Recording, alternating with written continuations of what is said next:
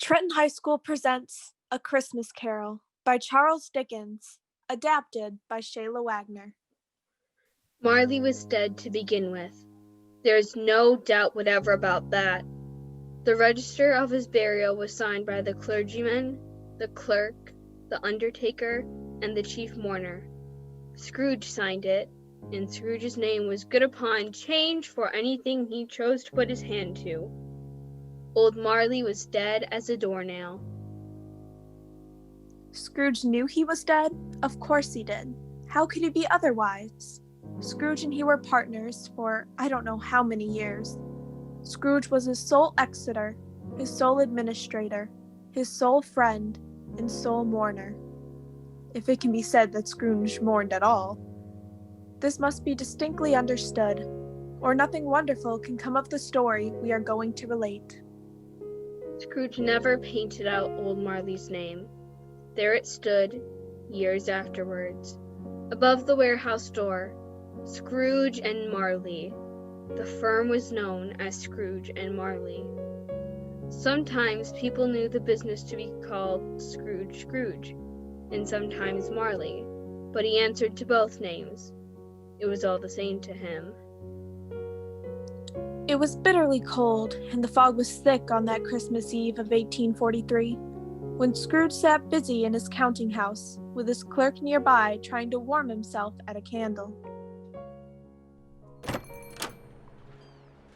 A Merry Christmas, Uncle! God save you! Bah, humbug!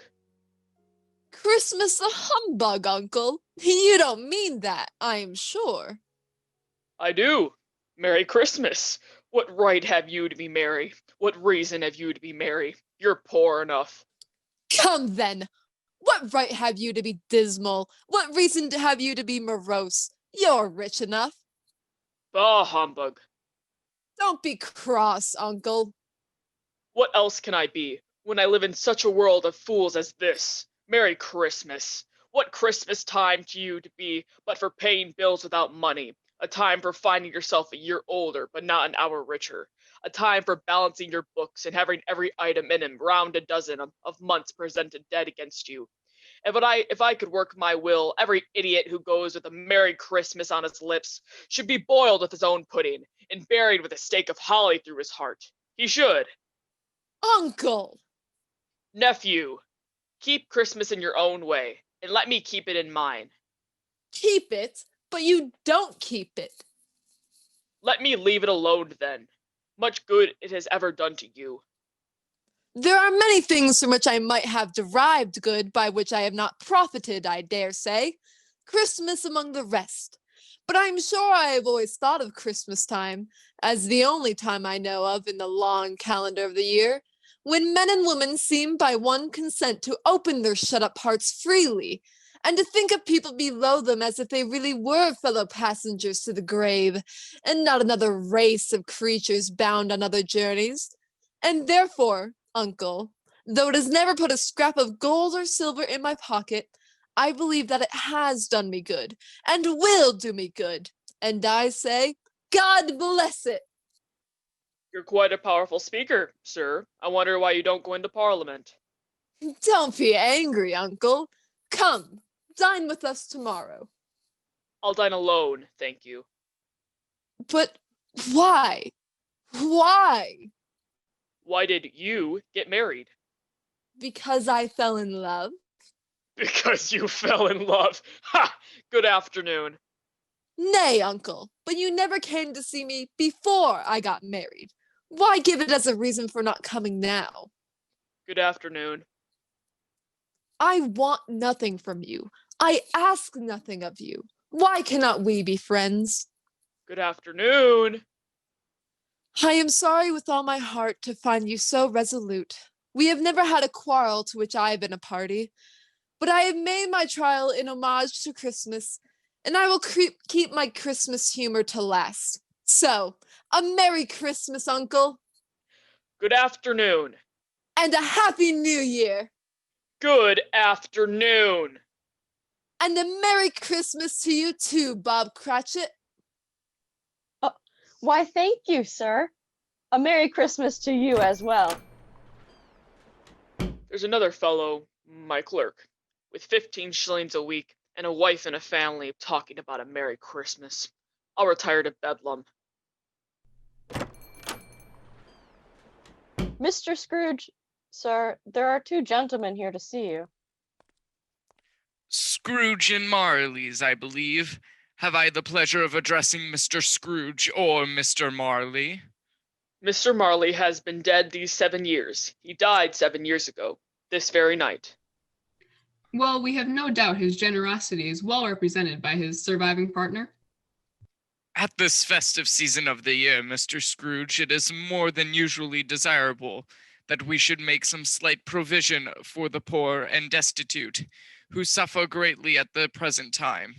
Many thousands are in want of a common necessaries. Hundreds of thousands are in want of common comforts, sir. Are there no prisons? Plenty of prisons. And the union workhouses, are they still in operation? They are. Still, I wish I could say they were not. Oh, I was afraid, from what you said at first, that something had occurred them to stop in their useful course. I'm very glad to hear it. Under the impression that they scarcely furnish Christian cheer of mind or body to the multitude, a few of us are endeavoring to raise a fund to buy the poor some meat and drink in means of warmth. We choose this time because it is a time, of all others, when want is keenly felt and abundance rejoices. What shall I put you down for? Nothing. You wish to be anonymous? I wish to be left alone. Since you ask me what I wish, gentlemen, that is my answer. I don't make merry myself at Christmas, and I can't afford to make idle people merry. I help to support the establishments I have mentioned. They cost enough, and those who are badly off must go there. Many can't go there, and many would rather die. If they would rather die, they better do it, and decrease the surplus population. Besides, excuse me, I don't know that. But you might know it. It's not my business. It's enough for a man to understand his own business and to not interfere with other people's. Mine occupies me constantly. Good afternoon, gentlemen. Seeing clearly that it would be useless to pursue their point, the gentlemen withdrew. Since it neared the end of their workday, Scrooge and Bob Cratchit began to close up. Scrooge turned to the clerk. You want all day tomorrow, I suppose? If quite convenient, sir. It's not convenient, and it's not fair.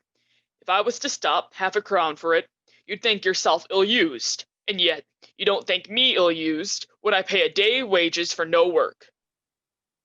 It's only once a year, sir. A poor excuse for picking a man's pocket every 25th of December, but I suppose you must have the whole day. Be here all the earlier next morning. I will, sir. Thank you. Scrooge walked out with a growl. He took his melancholy dinner in his usual melancholy tavern, and having read all the newspapers, and beguiled the rest of the evening with his banker's book, went home to bed. He lived in chambers which had once belonged to his deceased partner. It was old enough now, and dreary enough, for nobody lived in it but Scrooge, the other rooms all being let out as offices. Upon arriving in his bedchambers, he took off his scarf, put on his dressing gown and slippers, and his nightcap, and sat down before the fire to take his gruel. It was a very low fire indeed, nothing on such a bitter night.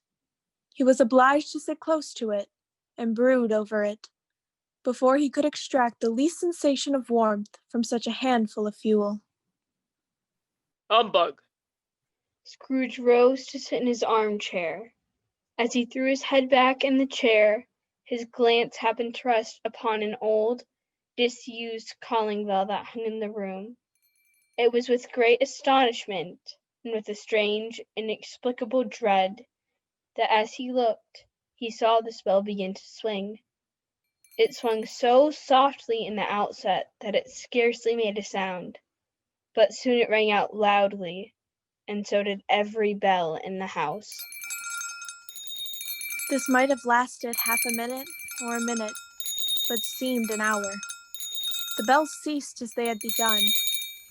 Then came a clunking noise, deep down below. as if some person were dragging a heavy chain in the cellar. Scrooge heard the cellar door fly open with a booming sound, and then he heard the noise, much louder, on the floors below, then coming up the stairs, then coming straight towards his door. It's humbug still. I won't believe it. His color changed, though, when, without a pause, a ghost came on through the heavy door and passed into the room before his eyes. How now? What do you want with me? Much. Who are you? Ask me who I was. Who were you then? In life, I was your partner, Jacob Marley. I don't believe it. What evidence would you have of my reality beyond that of your senses? I don't know. Why do you doubt your senses? Because a little thing affects them. A slight disorder of the stomach makes them cheats. You may be an undigested bit of beef, a blot of mustard, a crumb of cheese, a fragment of an undone potato. There's more gravy than grave about you, whatever you are. Humbug, I tell you, humbug! At this, the spirit raised a frightful cry and shook its chains with such dismissal and appalling noise that Scrooge held on tight to his chair to save himself from falling a swoon. But how much greater was his horror when the phantom took off the bandage round its head, as if it were too warm to wear indoors. Its lower jaw dropped down upon its breast. Scrooge fell upon his knees and clasped his hands before his face. Mercy, dreadful apparition, why do you trouble me? Man of the worldly mind, do you believe in me or not? I do. I must. But why do spirits walk the earth, and why do they come to me? It is required of every man that the spirit within him should walk abroad among his fellow men, and travel far and wide. And if that spirit goes not forth in life, it is condemned to do so after death. It is doomed to wander through the world. Oh, woe is me, and witness what it cannot share, but might have shared on earth, and turned to happiness. You are fettered. Tell me why. I wear the chain I forged in life. I made it link by link and yard by yard. I girded it on of my own free will, and of my own free will, I wore it.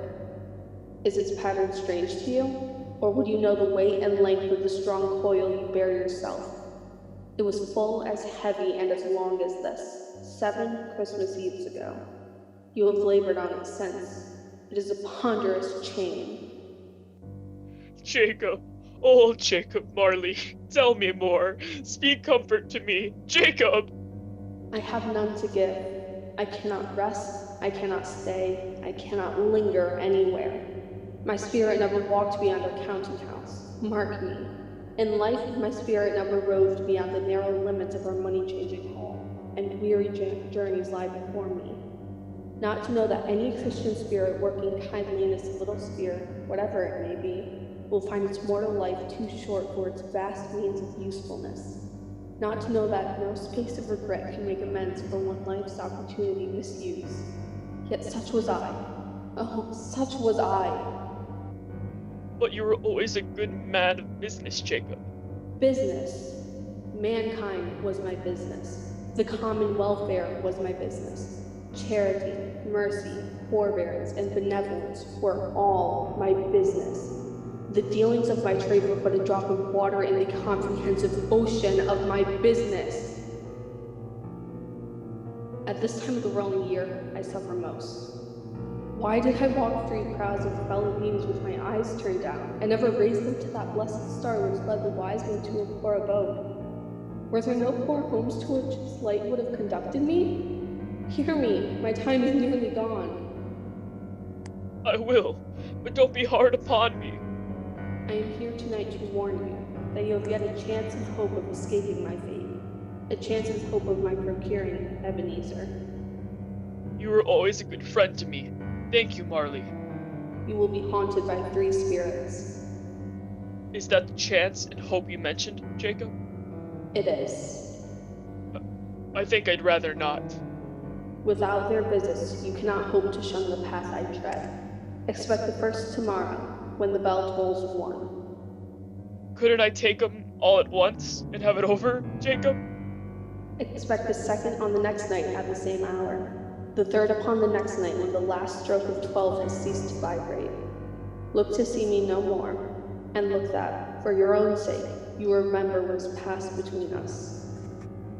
When it had said these words, the apparition walked backward from him, and at every step it took, the window raised itself a little, so that when the spectre reached it, it was wide open. It beckoned Scrooge to approach, which he did. When they were within 2 paces of each other, Marley's ghost held up its hand, warning him to come no nearer. Scrooge stopped. He heard confused noises in the air, incoherent sounds of lamentation and regret, wailings inexplicably sorrow and self-accusatory.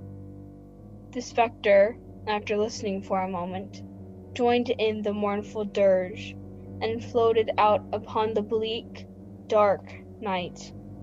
Scrooge followed to the window, desperate in his curiosity. He looked out. The air was filled with phantoms, wandering hither and thither in restless haste, and moaning as they went. Every one of them wore chains like Marley's ghost. Scrooge closed the window and examined the door by which the ghost had entered. It was double locked, as if he had locked it with his own hands, and the bolts were undisturbed. He tried to say humbug, but stopped at the first syllable. And being, from the emotion he had undergone, or the fatigueness of the day, or the glimpse of the invisible world, or the dull conversation of the ghost, or the lateness of the hour, much in need of repose, went straight to bed without undressing, and fell asleep upon the instant. When Scrooge awoke, it was so dark that looking out of bed, he could scarcely distinguish the transparent window from the opaque walls of his chamber. He thought, and thought, and thought it over and over and over, and could make nothing of it. The more he thought, the more perplexed he was, and the more he endeavored not to think, the more he thought. Marley's ghost bothered him exceedingly. Every time he resolved within himself, after mature inquiry, that it was all a dream, his mind flew back again, like a strong spring released, into its first position, and presented the same problem to be worked all through. Was it a dream or not? Scrooge lay in this state until the chime had gone 3/4 more, when he remembered, on a sudden, that the ghost had warned him of a visitation when the bell tolled 1. He resolved to lie awake until the hour was past. 1/4 past. 1/2 past. 1/4 to it. The hour itself, and nothing else. He spoke before the hour bell sounded, which it now did, with a deep, dull, hollow, melancholy one. Light flashed up in the room upon the instant, and the curtains of his bed were drawn aside by a hand.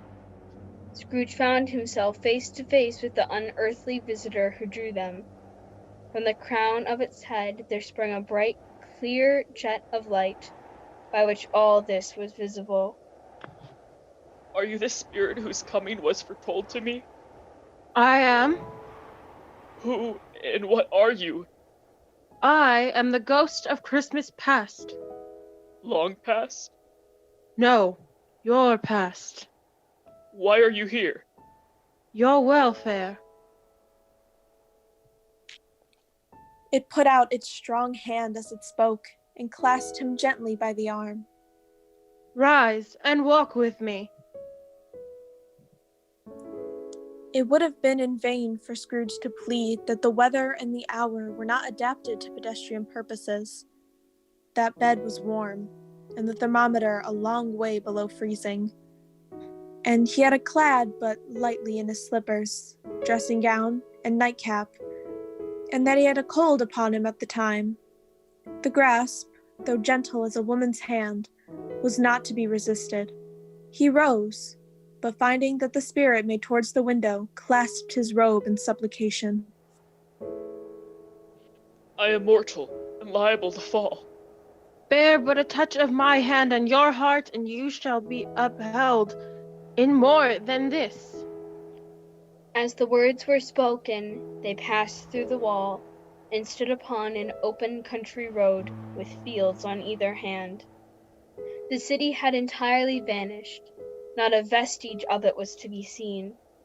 The darkness and the mist had vanished with it, for it was a clear, cold, winter day with snow upon the ground. Good heaven! I was bred in this place. I was a boy here. Your lip is trembling, and what is that upon your cheek? Nothing. Spirit, take me where you will. You recollect the way? Remember it? I could walk it blindfolded. They walked along the road. Scrooge recognized every gate and post and tree, until a little market town appeared in the distance, with its bridge, its church, and winding river. Some shaggy ponies now were seen trotting towards them with boys upon their backs, who called to other boys in country gigs and carts, driven by farmers. All these boys were in great spirits, and shouted to each other, until the broad fields were so full of merry music that the crisp air laughed to hear it. Scrooge knew and named every one. Why was he rejoiced beyond all bounds to see them? Why did his cold eye glisten, and his heart leap up as they went past? These are but shadows of things that have been. They have no consciousness of us. They were now in the busy thoroughfares of a city, where shadowy passengers passed and repassed, where shadowy carts and coaches battled for the way, and all the strife and tumult of a real city were. It was made plain enough by the dressings of the shops that here too it was Christmas time, but it was evening, and the streets were lighted up. The ghost stopped at a certain warehouse door. Do you know this door? Know it? I was an apprentice here. They went in, at a sight of an old gentleman in a Welsh wig, sitting behind such a high desk that if he had been 2 inches taller, he must have knocked his head against the ceiling. Scrooge cried in great excitement. Why, it's old Fezziwig. Bless his heart. It's Fezziwig alive again. Old Fezziwig laid down his pen and looked up at the clock, which pointed to the hour of 7. He rubbed his hands, adjusted his capacious waistcoat, laughed all over himself from his shoes to his organ of benevolence, and called out in a comfortable, oily, rich, fat, jovial voice. Yo-ho there, Ebenezer, Don. Scrooge's former self, now grown a young man, came briskly in, accompanied by his fellow apprentice. Dan Wilkins, to be sure. Bless me, yes, there he is. He was very much attached to me. Poor Dan, dear, dear. Yo-ho, my boys, no more work tonight.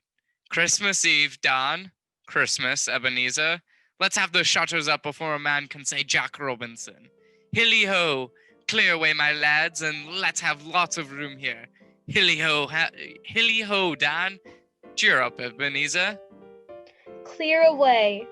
There was nothing they wouldn't have cleared away, or couldn't have cleared away with old Fezziwig looking on. It was done in a minute. In came a fiddler with a music book, and went up to the lofty desk and made an orchestra of it. In came the party-goers, young and old from around the town. There were dances, there was cake, and there were mince pies and plenty of drinks. When the clock struck 11, this domestic ball broke up. Mr. and Mrs. Fezziwig took their stations, one on either side of the door, and shaking hands with every person individually as he or she went out, wished him or her a Merry Christmas. When everybody had retired but the 2 apprentices, they did the same to them, and thus the cheerful voices died away, and the lads were left to their beds, which were under a counter in the back shop. During the whole of this time, Scrooge had acted like a man out of his wits. His heart and soul were in the scene, and with his former self, he corroborated everything, remembered everything, enjoyed everything. It was not until now that he remembered the ghost and became conscious that he was looking full upon him, with the light upon its head burnt very clear. A small matter to make these silly folks so full of gratitude. Small? Why, is it not? He has spent but a few pounds of your mortal money, 3 or 4 perhaps. Is that so much that he deserves this praise? It isn't that, Spirit. He has the power to render us happy or unhappy, to make our work light or burdensome, a pleasure or a toil.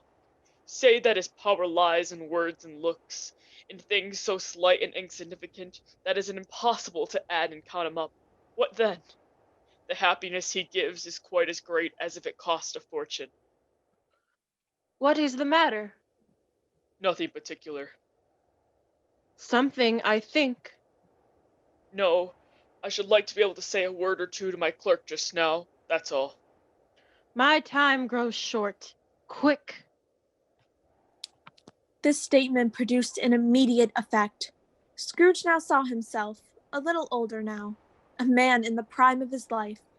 He sat on a bench next to a young woman who was crying into a handkerchief. I know it matters very little to you. Another idol has displaced me. And if it can make you as happy as I would have tried to, I have no reason to cry. What idol has displaced you? A golden one. Now there's a double standard for you. All the world speaks so vehemently against poverty, yet it condemns the pursuit of wealth just as harshly. You fear the world too much, Ebenezer. All your other hopes have merged into the one hope of eluding the disdain of others.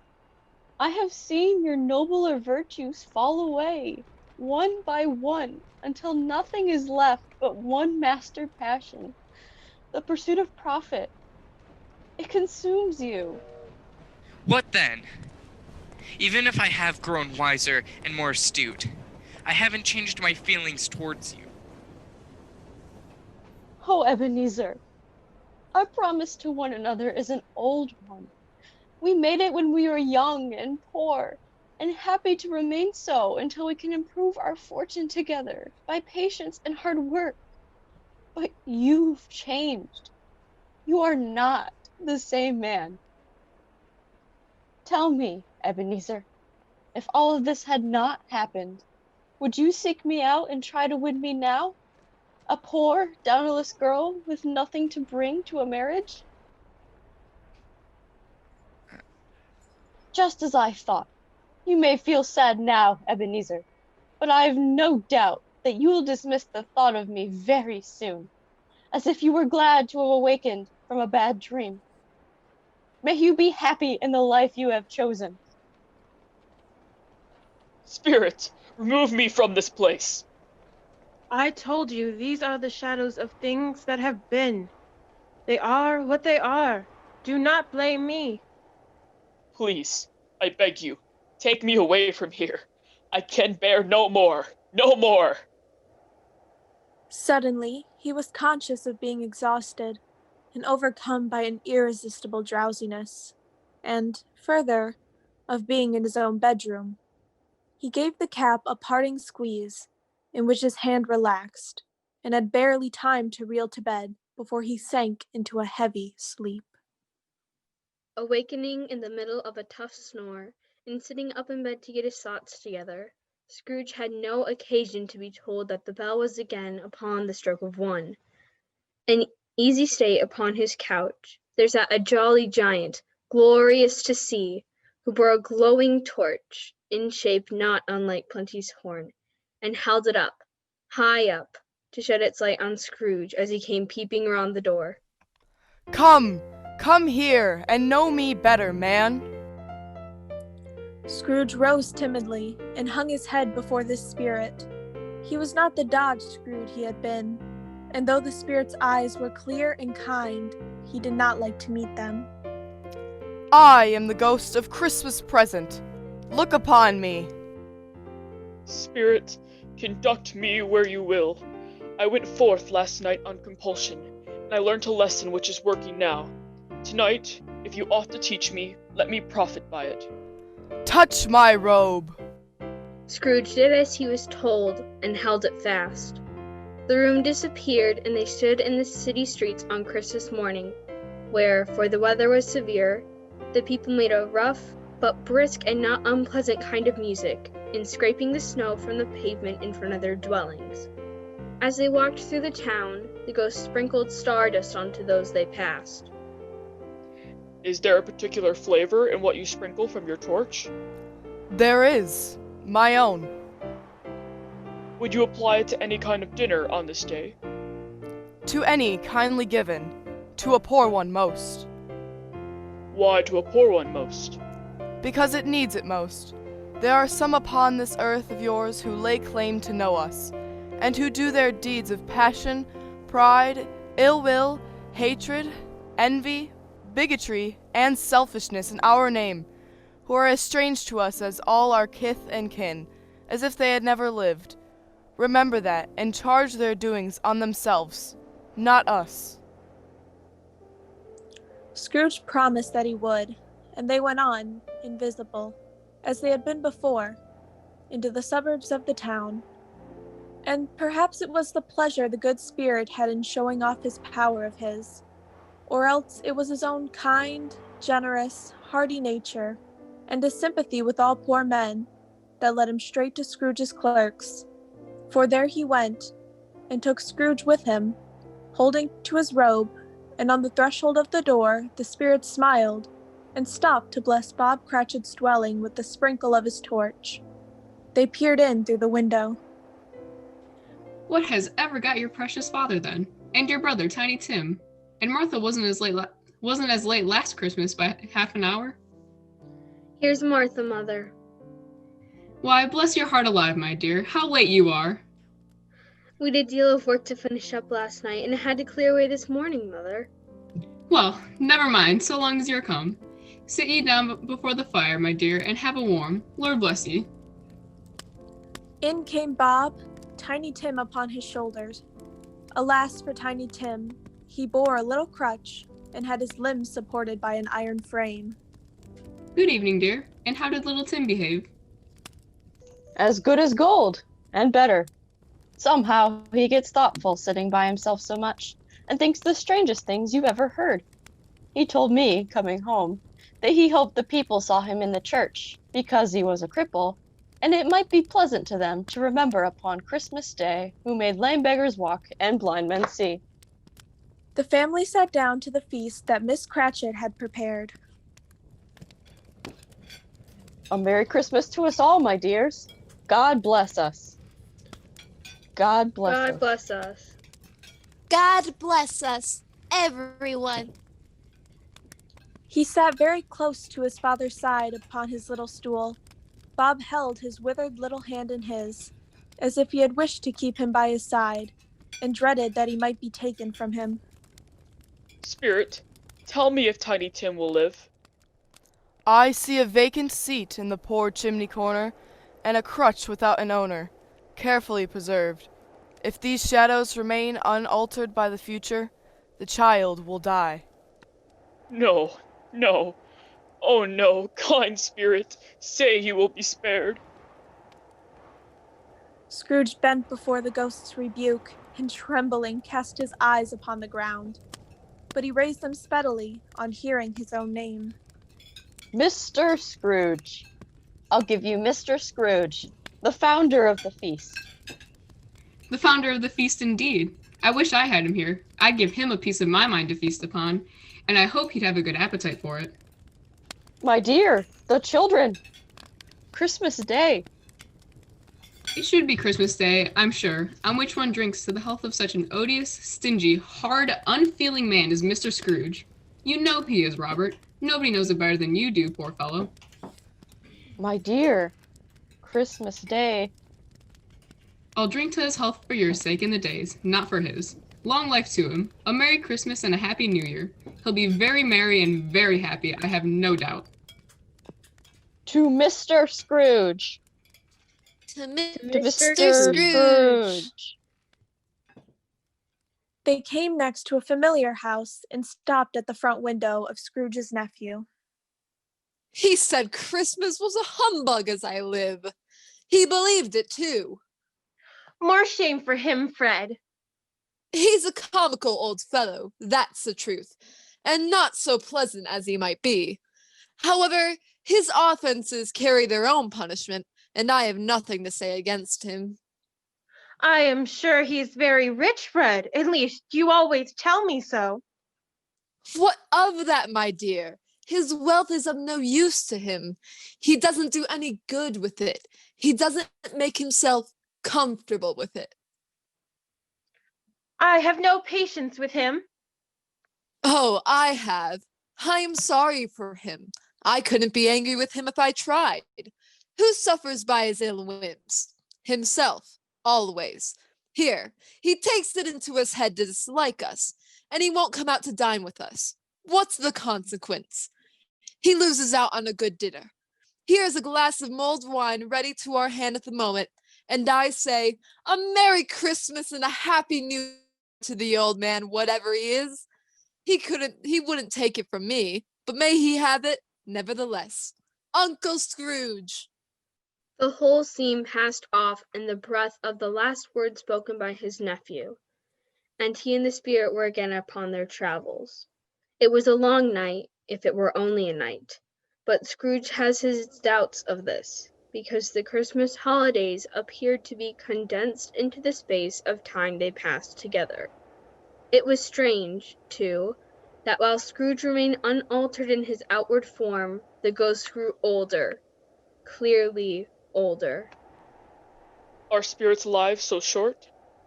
My life upon this globe is very brief. It ends tonight. Tonight? Tonight at midnight. Hark, the time is drawing near. Forgive me if I am not justified in what I ask, but I see something strange, and not belonging to yourself, protruding from your skirts. Is it a foot or a claw? It might be a claw, for the flesh there is upon it. Look here. From the foldings of its robe it brought two children, wretched, abject, frightful, hideous, miserable. They knelt down at its feet and clung upon the outside of its garment. Oh man, look here! Look! Look down here!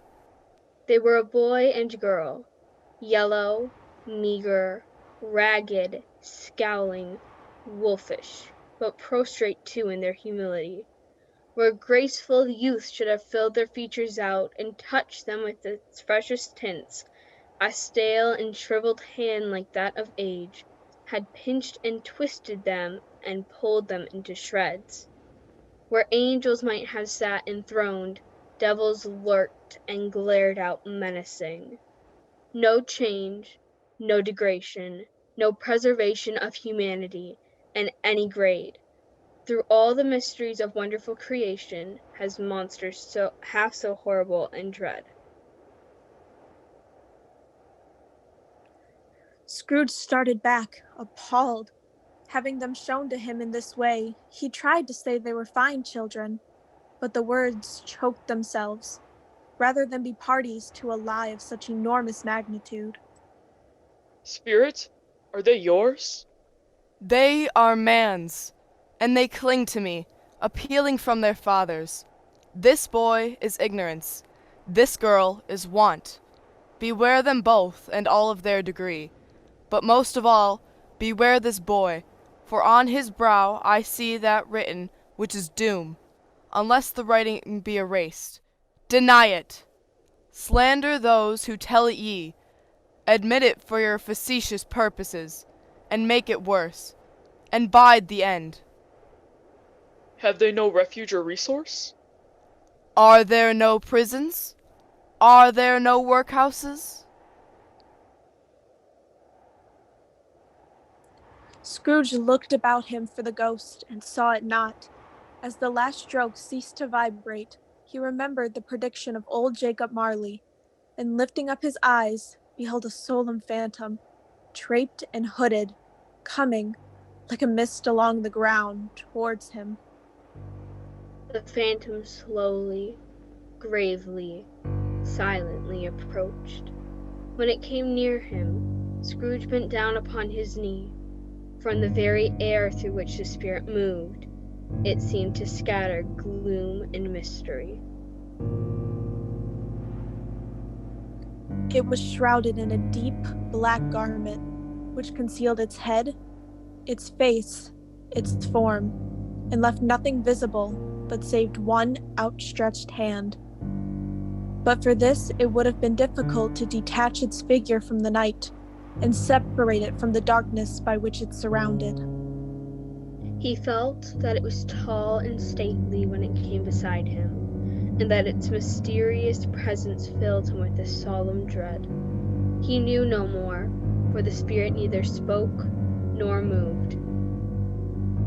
I am in the presence of the ghost of Christmas yet to come. The spirit answered not, but pointed onward with its hand. You are about to show me the shadows of the things that have not happened, but will happen in the time before us. Is that so, spirit? The upper portion of its garment was contracted for an instant in its folds, as if the spirit had inclined its head. That was the only answer he received.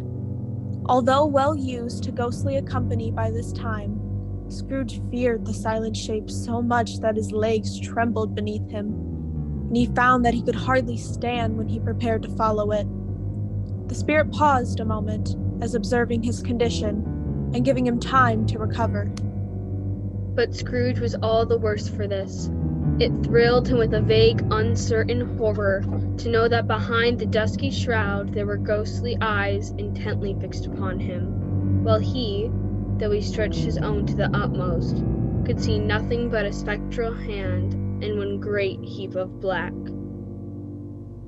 Ghost of the future, I fear you more than any spectret I have seen. But as I know your purpose is to do me good, as I hope to live to be another man from what I was, I am prepared to bear you company, and do with a thankful heart.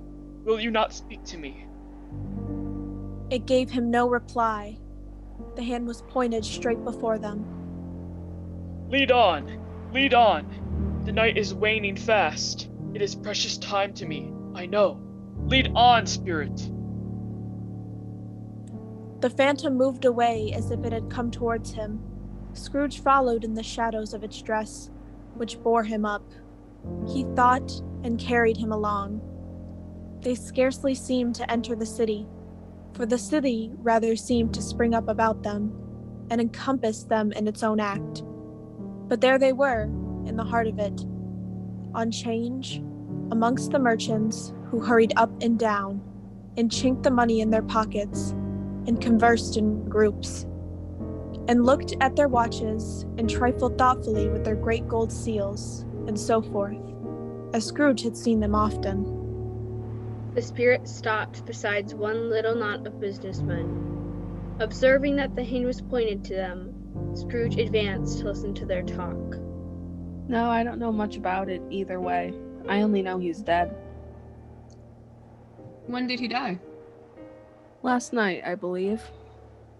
Why, what was the matter with him? I thought he'd never die. God knows. What has he done with his money? I haven't heard. Left it to his company, perhaps. He hasn't left it to me. That's all I know. It's likely to be a very cheap funeral, for upon my life, I don't know of anybody to go to it. Suppose we make up a party and volunteer? I don't mind going if lunch is provided, but I must be fed if I make one. Well, I am the most disinterested among you, after all, for I never wear black gloves, and I never eat lunch. But I'll offer to go, if anybody else will. When I come to think of it, I'm not at all sure that I wasn't his most particular friend, for we used to stop and speak whenever we met. Goodbye. Speakers and listeners strolled away, and mixed with other groups. Scrooge knew the men and looked towards the spirit for an explanation. The phantom glided on into a street. Scrooge was at first inclined to be surprised that the spirit should attach importance to conversations apparently so trivial, but felt assured that they must have some hidden purpose.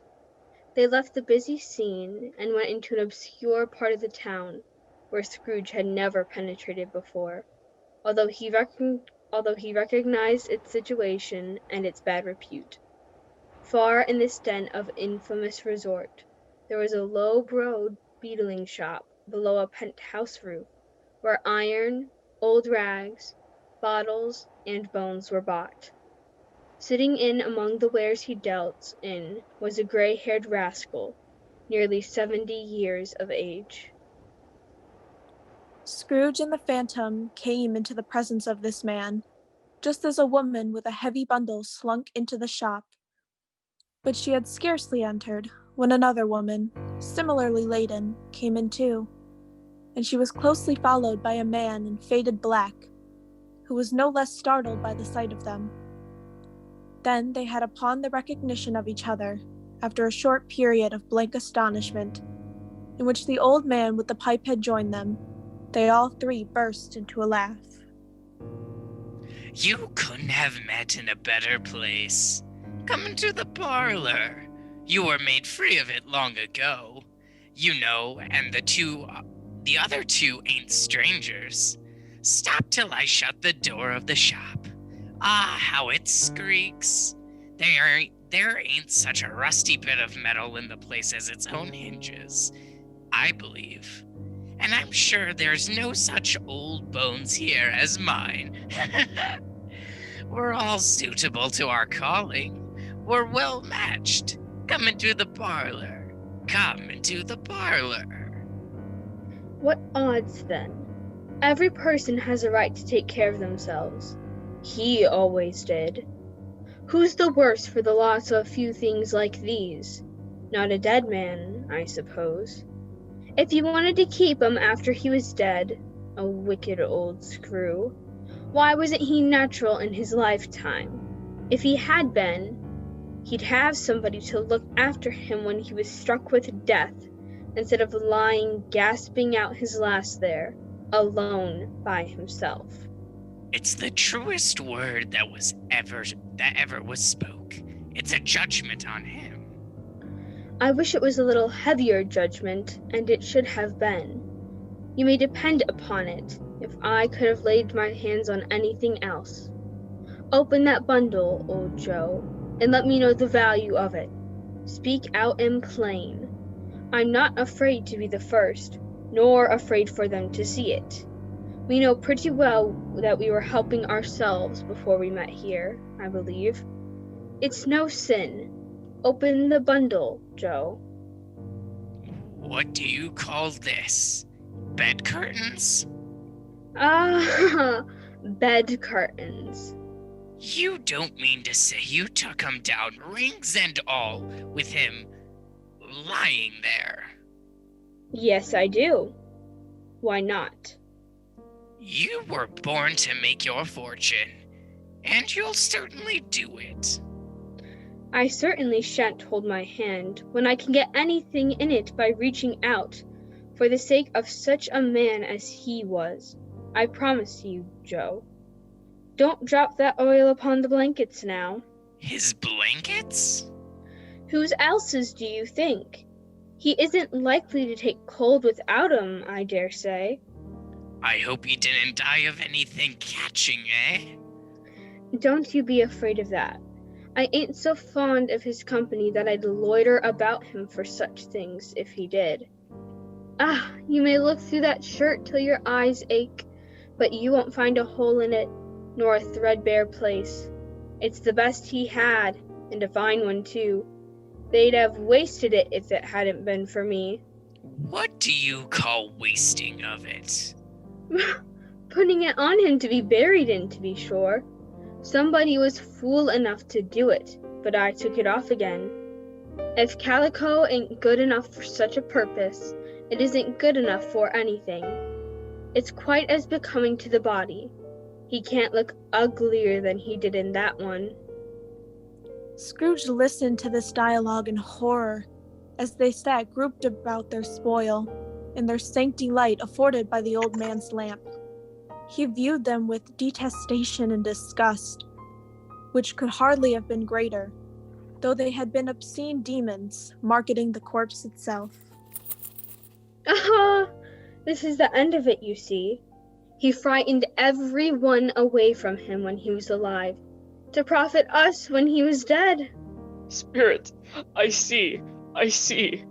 The case of this unhappy man might be my own. My life tends that way. Now, merciful heaven, what is this? He recoiled in terror, for the scene had changed, and now he almost touched a bed, a bare, uncurtained bed, on which, beneath the ragged sheet, there lay something covered up, which, though it was dumb, announced itself in awful language. The room was very dark, too dark to be observed with any accuracy, though Scrooge glanced up round its obedience to a secret impulse, anxious to know what kind of room it was. A pale light, rising in the outer air, fell straight upon the bed, and on it, plundered the barefoot, unwatched, unwept, uncared for, was the body of this man. Scrooge glanced towards the phantom. Its steady hand was pointed to the head.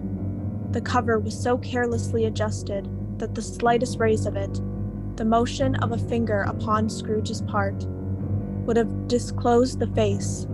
He thought of it, felt how easy it would be to do, and longed to do it, but had no more power to withdraw the veil than to dismiss the spectre at its side. Spirit, this is a fearful place. In leaving it, I shall not leave its lesson. Trust me. Let us go. Still, the ghost pointed with an unmovable finger to the head. I understand you, and I would do it, if I could. But I have not the power, Spirit. I have not the power. The ghost of Christmas yet to come conveyed him, as before, though at a different time, he thought, indeed, there seemed no order in these later visions, save that they were in the future, into the resorts of the businessmen, but showed him not himself. Indeed, the spirit did not stay for anything, but went straight on, as the end just now desired, until besought by Scrooge to tarry for a moment. They were suddenly outside a churchyard. Here, then, the wretched man whose name he had now to learn lay underneath the ground. It was a worthy place.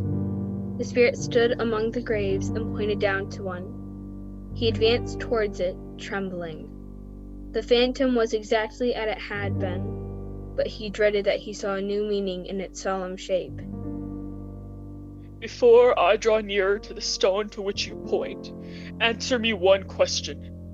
Are these the shadows of the things that will be, or are they the shadows of the things that may be only? Still, the ghost pointed downward to the grave by which it stood. Men's courses will foreshadow certain ends, to which, if preserved in, they must lead, but if the courses be departed from, the ends will change. Say it is thus with what you will show me.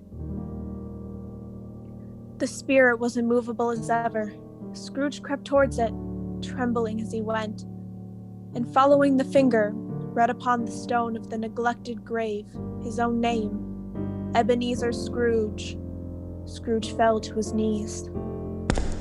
Am I the man who lay there upon the bed? The finger pointed from the grave to him and back again. No, spirit! Oh no! No! This finger was still there. Spirit, hear me. I am not the man I was. I will not be the man I must have been but for this intercourse. Why show me this, if I am past all hope? For the first time, the hand appeared to shake. Good spirit, your nature intercedes for me, it pities me. Assure me that I yet may change these shadows you have shown me by an altered life. I will honor Christmas in my heart and try to keep it all the year. I will live in the past, the present, and the future. The spirits of all these three shall strive within me. I will not shut out the lessons that they teach. Oh, tell me I may sponge away the writing on the stone. Holding up his hands in a last prayer to have his fate reversed, he saw an alteration in the phantom's hood and dress. It shrunk, collapsed, and dwindled down into the bedpost. Yes, and the bedpost was his own, the bed was his own, the room was his own. Best and happiest of all, the time before him was his own to make amends in. The bed curtains, they are not torn down, they are not torn down, rings and all. They are here. I am here. The shadow of the things that would have been may be dispelled. They will be. I know they will. I don't know what to do. I am as light as a feather. I am as happy as an angel. I am as merry as a schoolboy. A Merry Christmas to everybody. A Happy New Year to all the world. Hello here. Whoop. Hello. Running to the window, he opened it and put out his head. No fog, no mist. Clear, bright, jovial, stirring cold. Golden sunlight, heavenly sky, sweet fresh air, merry bells. You there, boy. What's today? Eh? What's today, my fine fellow? Today? Why, Christmas Day! It's Christmas Day. I haven't missed it. The spirits have done it all in one night. They can do anything they like. Of course they can. Of course they can. Hello, my fine fellow. Hello. Do you know the Poulters in the next street but one, at the corner? I should hope I did. An intelligent boy. A remarkable boy. Do you know whether they've sold the prize turkey that was hanging up there? Not the little prize turkey, the big one. The one as big as me? What a delightful boy. It's a pleasure to talk to him. Yes, my buck. It's hanging up there now. It is? Go and buy it, and tell them to bring it here, that I may give them the direction where to take it. Come back with the man, and I'll give you a shilling. Come back with him in less than 5 minutes, and I'll give you half a crown. The boy was off like a shot. He must have had a steady hand at a trigger who could have got shot off half so fast. I'll send it to Bob Cratchit. He shall know who sends it. It's twice the size of Tiny Tim. He dressed himself all in his best, and at last got out into the streets. The people were by this time pouring forth, as he had seen them with the ghost of Christmas present, and walking with his hands behind him, Scrooge regarded everyone with a delighted smile. He looked so irresistibly pleasant, in a word, that 3 or 4 good-humored fellows said, "Good morning, sir. A Merry Christmas to you." He had never dreamed that any walk, that anything, could give him so much happiness. In the afternoon, he turned his steps towards his nephew's house. He passed the door a dozen times before he had the courage to go up and knock, but he made a dash and did it. Why, bless my soul, who's that? It's I, your Uncle Scrooge. I have come to dinner. Will you let me in, Fred? Let him in. It is a mercy he didn't shake his arm off. He was at home in 5 minutes. Nothing could be heartier. His niece looked just the same. Wonderful party, wonderful games, wonderful amity, wonderful happiness. But he was early at the office the next morning. Oh, he was early there. If he could only be there first, to catch Bob Cratchit coming late. That was the thing he had his heart set upon. And he did it. Yes, he did. The clock struck 9. No Bob. 1/4 past. No Bob. He was a full 18 minutes and a half behind his time. Scrooge sat with his door wide open, that he might see him come into the tank. His hat was off before he opened the door. His comforter, too.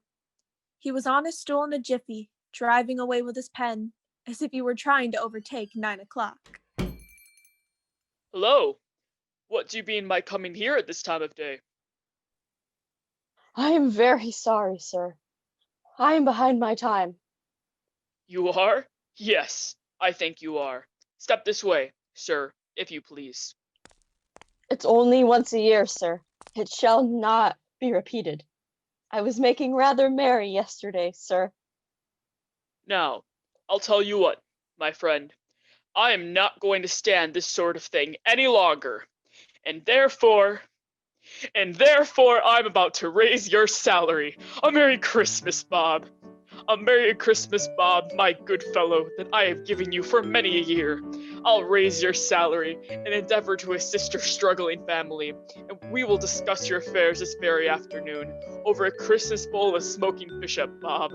Make up the fires, and I'll buy another coal skillet for you, dot another I, Bob Cratchit. Scrooge was better than his word. He did it all, and indefinitely more. And to Tiny Tim, who did not die, he was a second father. He became as good of a friend, as good of a master, and as good of a man as the good old city knew, or any other good old city, town, or borough in the good old world. Some people laughed to see the alteration in him, but he let them laugh, and little heeded them, for he was wise enough to know that nothing ever happened on this globe for good, at which some people did not have their fill of laughter in the outset, and knowing that such as these would be blind anyway, he thought it quite as well that they should wrinkle up in their eyes in grins, as they had malady in less attractive forms. His own heart laughed, and that was quite enough for him. He had no further interactions with spirits, and it was always said of him that he knew how to keep Christmas well, if any man alive possessed the knowledge. May that be truly said of us, and to all of us. And so, as Tiny Tim observed, God bless us, everyone.